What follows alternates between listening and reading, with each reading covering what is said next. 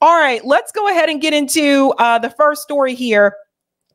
This is about Ukraine. So we're going to get into this article from Al Jazeera first, and then we're going to get into a clip from Morning Joe.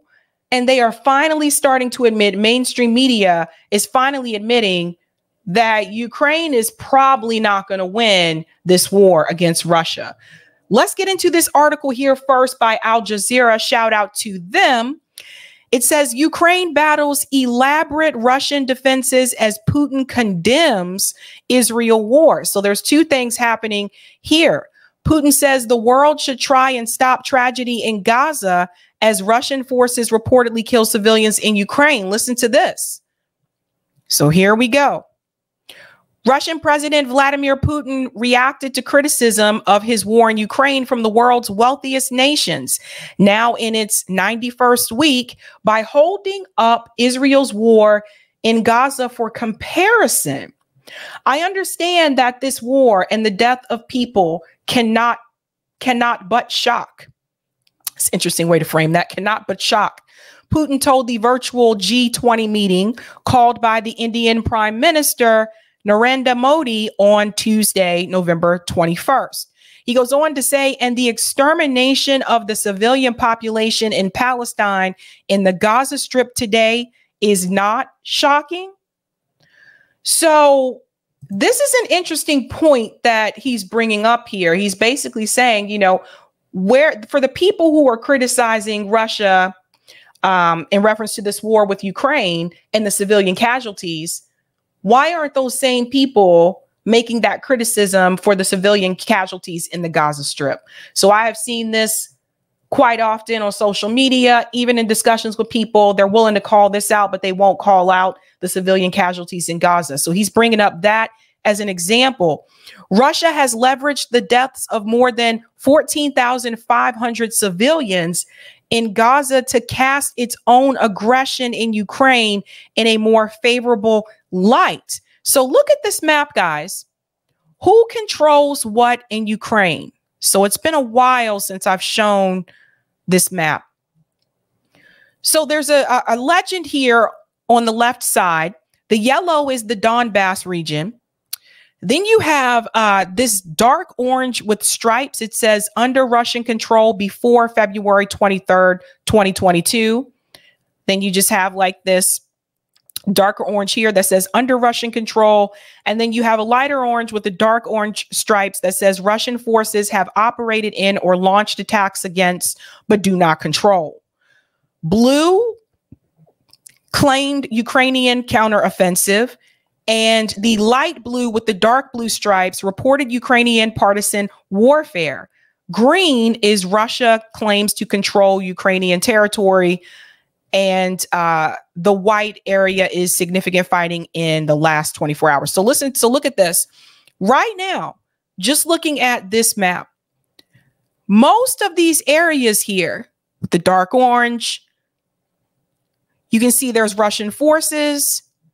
You can see there's Russian control. So if we look at Kupiansk, I don't know if I'm pronouncing it correctly, and Severodonetsk, you can see that these areas here in particular are under Russian control. Now, if we look at the brighter orange here, actually this is more of a yellow, you can see that's the Donbass region, according to the legend. So long story short, you can see Ukraine does not have that much happening here. There's a small piece right here that's blue that's under claimed Ukrainian counteroffensive. There's a couple of blue spots along here. But for the most part, you can see what's happening here. And this is why people are starting to finally admit that it doesn't look like Ukraine is going to have a chance of winning this. Another thing I want to point out on this map, notice this country here, Moldova. Moldova also very close to Ukraine. One of the things that Zelensky has been criticized about is corruption, right? So that's come up in the news multiple times. Well, I just think that's interesting, considering also that it's right next to Moldova. Moldova is known as one of the most corrupt countries in the world. I don't know if everyone knows that. I think most people I talk to have never heard of Moldova. I actually first heard about Moldova from 90 Day Fiance. I'm not kidding. One of the 90 Day Fiance participants was from Moldova. And, you know, they have it where they come to the United States and then the American goes to their country. And so when his soon to be wife went to his country, he was trying to explain to her how things work in his country. And he talked about how police officers are paid off. And I was kind of like, oh, that happens here in this country, too. But there's so much corruption that happens, not even under the table, but in broad daylight. So it's just interesting that Moldova is right next to Ukraine and they both have this issue with corruption. Let's go ahead and go here. It says Putin remarks came after a series of speeches from other leaders expressing shock at Russian aggression. Yes, of course, military actions are always a tragedy, he said. And of course, we should think about how to stop this tragedy. Some observers took this remark to be consolatory, and Putin reminded his colleagues that Russia has never refused peace talks with Ukraine, whereas Ukraine refuses peace talks with Russia under the current government. So we have to remind ourselves again, in the very beginning, remember, Russia was willing to negotiate with Ukraine. So again, I want to say that this war was pushed and escalated by NATO. But only the previous day, his ambassador at large, Rodion, told reporters in Moscow that the current regime in Kyiv is absolutely toxic. We do not see any options for coexistence with them at the moment. Putin's opposition to war was also cast into doubt by domestic developments. A St. Petersburg court sentenced Russian artist Alexandra Shlenko to 7 years imprisonment for spreading false information on November 17th after she replaced 5 supermarket price tags with messages against the war. The Russian army bombed an art school in Mariupol. Some 400 people were hiding in it from the shelling, one read. Another said Russian conscripts are being sent to Ukraine. Lives of our children are the price of this war. A Russian wartime law criminalist's criticism of Putin's prosecution of the invasion and any view that deviates from the Kremlin's opposition. But what is happening now? And I want to get into this clip here from Morning Joe, because this is the first time where I've seen them actually publicly admit, you know what? It doesn't look like Ukraine is winning here, which is what a lot of us predicted, right? I think a lot of us did predict that they would not be able to beat Russia. And the U.S. continued to send them billions of dollars in weapons and aid. And we said there's just no way they're going to be able to beat them. Well, now Morning Joe is actually finally admitting this as well. Listen to this. NATO's done an extraordinary job. How much longer do we continue pushing, I think, what many people in the Pentagon would think is the unrealistic goal of Ukraine driving every last Russian out of their country? It's exactly the right question, Joe. And what concerns me is when people get disillusioned and increasingly come to where you and I are, that as desirable as it is, it's simply not feasible. They're going to increasingly say, and we're hearing it in the House, we're hearing it in parts of Europe, why should we keep doing this? We're already stretched. We're trying to support Israel. We're worried about Taiwan. And even if we give everything we need to give or want to give to Ukraine, it still won't lead to success.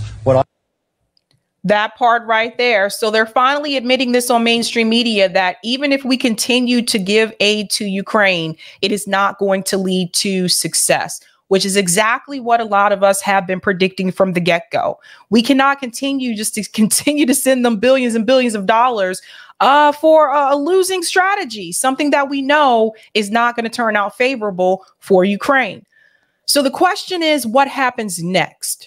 What does the United States government do? Do they make the decision to stop sending funding to Ukraine?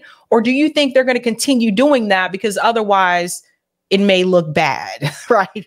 Like it may look bad that they've been supporting them all this time. And then one day they just say, we're not going to send you any more weapons, but we cannot continue to keep doing that. But notice what he said about Taiwan.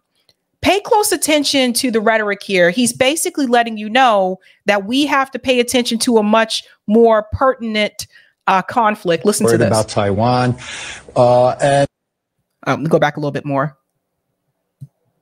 In the House, we're hearing it in parts of Europe. Why should we keep doing this? We're already stretched. We're trying to support Israel. We're worried about Taiwan. That part right there. We're already stretched. We're trying to support Israel. We're worried about Taiwan. So it's just the United States government moving on to the next conflict. That's all it is. It's just like, you know, and I've said this before. Taiwan is a part of China. It is not a separate entity. People have to fully understand that. But you heard what he said. They're worried about Taiwan. So that's where they're going to turn their attention to next. If that happens under Joe Biden's presidency, that will be 3 international conflicts that have happened under his watch. And even if we give everything we need to give or want to give to Ukraine, it still won't lead to success. What I argue, therefore, is the United States needs to have some very direct conversations with Ukraine, with President Zelensky, talk about reducing their emphasis to expose the Russians for what. So that part right there, he said he would actually propose a ceasefire, but not because he cares about the civilians, because he wants to expose Russia. Did you guys catch that? I would propose a ceasefire to expose Russia. Not I would propose a ceasefire because we care about the civilians. Like I told you before, it was never about the women and the children in Ukraine. I would actually propose a ceasefire as an interim arrangement to expose the. So he believes the U.S. government needs to lower their goals. There needs to be some type of negotiation here, which is what I think a lot of people predicted from the get-go, is that Zelensky's going to have to bend a little bit here and agree to some type of negotiation with Vladimir Putin. But I thought it was interesting that he said we have to call for the ceasefire, expose Russia. Then he went on to say, and rebuild support for Ukraine. And what that tells me is that they are finally coming to realize that the support, American support for Ukraine, has decreased. I think more people supported Ukraine at the beginning of this war, probably even more so last year than this year. But as time has gone on and we've seen billions and billions of dollars go out the door to Ukraine, more Americans are starting to say, okay, enough is enough. We saw that in a poll a couple of months ago that the majority of Americans were saying, nope, we need to stop sending them the funding. So they realize that the support for Ukraine is weakening, and he thinks that this is going to be a way to actually rebuild that support for Ukraine. So basically, public opinion is not in support of this war anymore. Caddy, the situation is often fluid, has been fluid in Ukraine for quite some time, but we're at a new stage. Just like we talked about after October 7th, that war was going to go in stages. The Ukrainian war has gone in stages, and now Russia is dug in defensively. They're not having generals run up to the line so snipers can take them out. They're not exposing themselves to aerial bombardment. They are dug in a defensive posture, and that has made all the difference in how quickly or how slowly those lines are moving. Yeah, the Russians had enough time as Ukraine was preparing this offensive to build those defensive lines with trenches and landmines and making it very difficult for the Ukrainians to push through. I was told recently that the Ukrainians have only taken back 0.25% of the land that Russia took in the east of the country. That is nothing. So that part right there, she said that Ukrainians have only taken back 0.25% of the land. So at this point, it's time to sit down at the negotiating table. That's all they've taken back. And it's gotten to the point now where they can't continue to deny it anymore.